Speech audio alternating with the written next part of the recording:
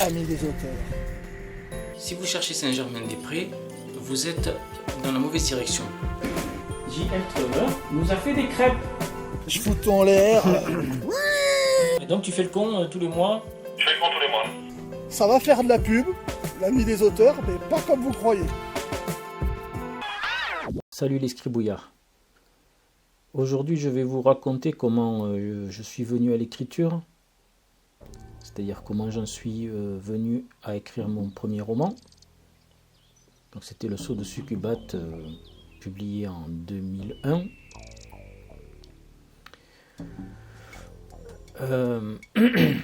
Alors tout a commencé au collège, non pas par de l'écriture, mais par la bande dessinée. Ça a été le premier moyen que j'ai utilisé pour raconter mes histoires. Et il y a eu au lycée, j'avais commencé à écrire un roman de médiéval fantastique que je n'ai jamais terminé, dont je dois avoir les brouillons quelque part dans mes tiroirs. Donc ça veut dire que déjà au lycée, je m'étais essayé à cet exercice sans approfondir, et tout en continuant la bande dessinée. Lorsque je suis parti à l'université, donc université Toulouse-Le Mirail pour ceux qui connaissent, en 1992, j'ai eu mon bac. Donc je me suis inscrit en fac d'anglais et j'ai choisi en option des cours de cinéma. J'ai choisi une option cinéma pendant un an. Ce qui m'a amené dans le cadre de cette option cinéma, il fallait en fin d'année réaliser un petit court-métrage, un petit film. Donc avec un de mes camarades, comme à l'époque j'avais la chance depuis le bicentenaire de la Révolution en 1989. Alors je vais développer un petit peu. Il y a dans mon département, près de Tarbes, il y a un château médiéval, le château de Mauvezin, qui à l'époque était administré par une association, et le président de cette association, enfin, je crois qu'il était président à l'époque, du moins il avait la responsabilité de ce château, c'était mon prof d'histoire de 6e.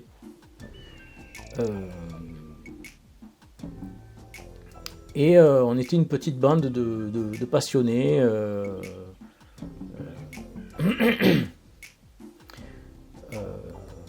qui nous étions rapprochés de ce prof d'histoire, et qui nous étions intéressés au château de Mauvezin, à l'histoire du château de Mauvezin.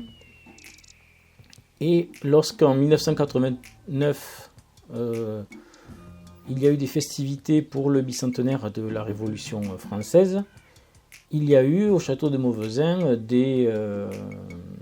un spectacle son et lumière avec tout un tas de bénévoles, et dont j'ai fait partie. Donc j'ai participé à ce spectacle. Dans ce cadre-là, j'ai fait la connaissance donc d'un maître d'armes en escrime qui s'occupait de régler les cascades, et j'ai ainsi eu l'occasion de m'initier à l'escrime, et notamment à l'escrime médiéval. Alors, ce qui fait que de fil en aiguille, une association de reconstitution médiévale s'est constituée, j'y ai adhéré, nous avons lancé une petite troupe de reconstitution médiévale qui a duré, j'y suis resté quelques années.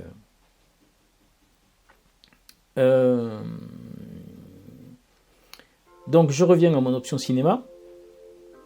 Donc année scolaire, année universitaire plutôt 1992 et 1993. En fin d'année, je propose à mon acolyte de l'option cinéma de mettre à contribution cette association et de mettre à contribution le château de Mauvezin. Alors, j'essaierai de vous retrouver le film. Je sais que les bandes ont mal vieilli. Si j'arrive à retrouver des extraits diffusables, je vais essayer de vous les mettre.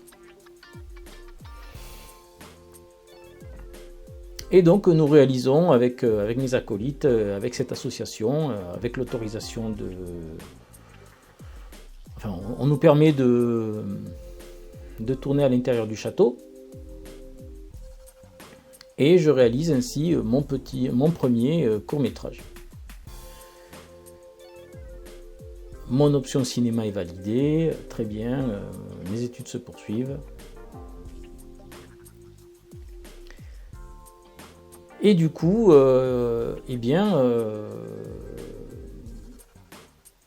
j'ai commencé à me passionner pour l'image. Alors j'étais déjà intéressé par l'image puisque je faisais de la bande dessinée.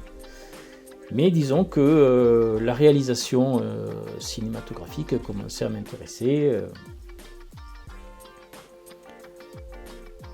Ce qui fait que lorsque j'ai arrêté mes études, lorsque j'ai obtenu ma licence d'anglais en 1996, je devais arrêter mes études de toute façon pour aller faire le service national. J'avais épuisé tous les recours.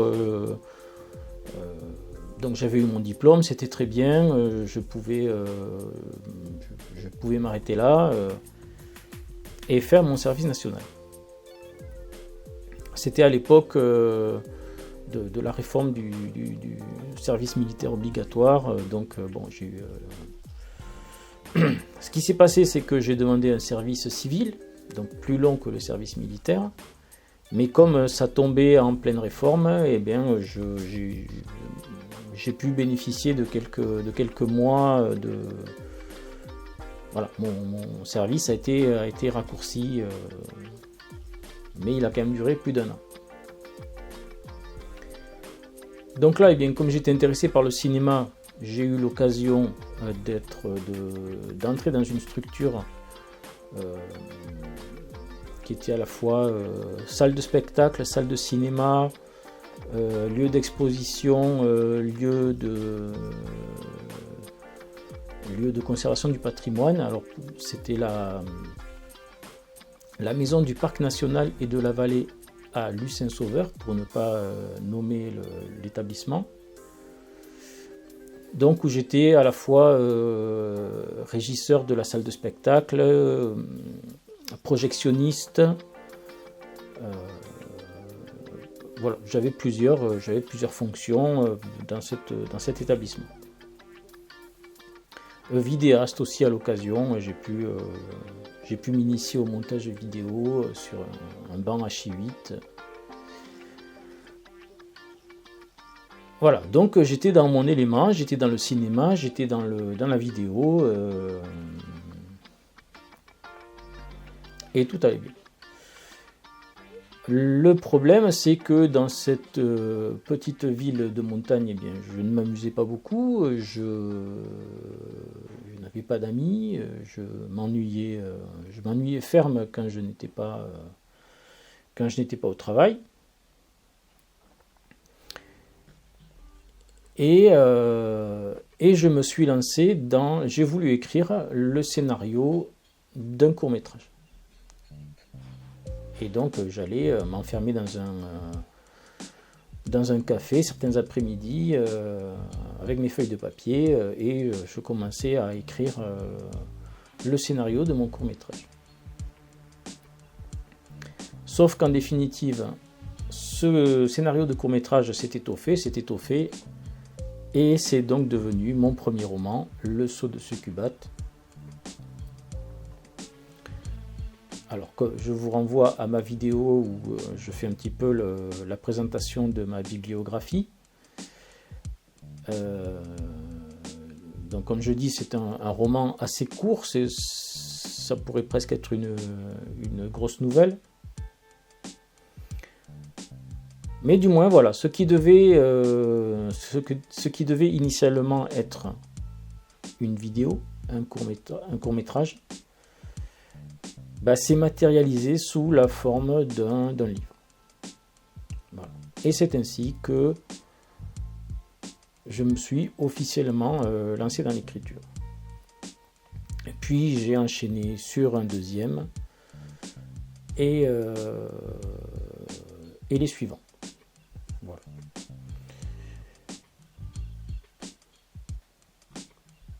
Voilà les amis, comment je suis rentré dans l'écriture, comment je me suis mis à publier des livres, tout en faisant un petit peu de bande dessinée, tout en continuant à faire de la vidéo, ce que je continue actuellement, comme vous le savez.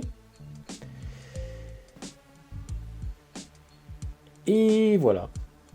Et bien écoutez, voilà, je vous invite à réagir à ce petit témoignage dans les commentaires.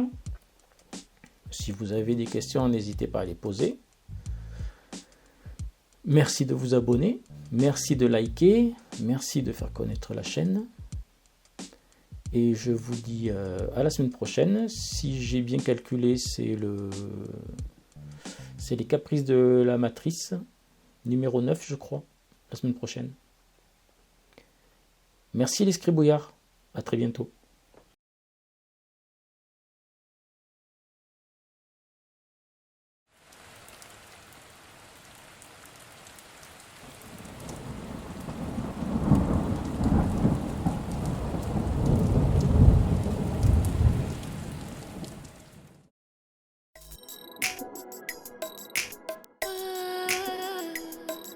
Parti voyager, poussé par la nécessité, cerné par mon ennemi, la nuit de mon esprit, à enchaîner les larmes, les regrets et les cris, user mes pieds meurtris sur des tapis d'ortie. J'ai ouvert tant de portes, sans les refermer.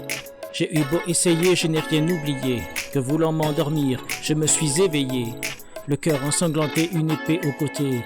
De l'autiste à l'artiste, voici où j'en suis. De l'artiste maudit est né un guerrier endurci. Du haut nez à son diplôme, je me regarde au fond du puits pour contempler les ruines de mon pays détruit. Peuplé de ces zombies, de tous ces PNJ. Tout commence aujourd'hui puisque tout est fini.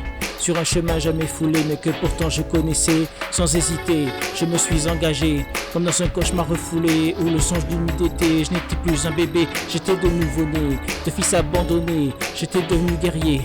De ma gorge horrifiée, une voix s'est élevée pour me révéler le plus grand des secrets. La voix du guerrier, en écho sur le sentier, dicte l'art de la guerre dans son entier. C'est l'esprit éprouvé du chaman manifesté, Sun Tzu et Machiavel réinventé. La voix du guerrier, en écho sur le sentier, dicte l'art de la guerre dans son entier. C'est l'esprit éprouvé du chaman manifesté, le chef Apache dans toute sa majesté. Second couplet dans ta face du dernier guerrier de sa race. Les rats de laboratoire sont dans le désespoir. Je leur souris chaque soir en surfant entre les miroirs. Je leur survis à en croire leur corps sur le trottoir. Je savoure le nectar du philosophe dans le boudoir. Mais il y a des méfaits que je ne pourrai pardonner et que je punirai par la voix du guerrier. Par la force de mes pensées et de mes bras pour soulever la puissance de ce monde si bien caché. La richesse innée de ma psyché, là où dort le soleil, là où s'éveille le sommeil. Écoute bien mes conseils car lui et moi on est pareil. S'il faut brûler pour ça, bon ben allons-y quoi. J'ai signé pour des dégâts, j'apporte pertes et fracas. J'ai saigné pour moins que ça, j'ai pleuré pour moins que ça. Quelques mètres à parcourir, quelques charbons ardents avant de mourir. Mais pas sans avoir vu la vie et l'avoir goûté. Je ne me laisserai pas tuer sans avoir contemplé la beauté. Ces paysages verdoyants, ces embruns rafraîchissants, tous ces océans et cet infini qui m'attend.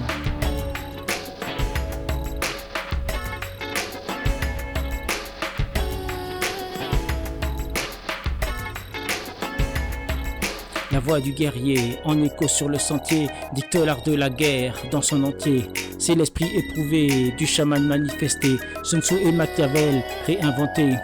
La voix du guerrier, en écho sur le sentier, dicte l'art de la guerre dans son entier. C'est l'esprit éprouvé du chaman manifesté, le chef Apache dans toute sa majesté.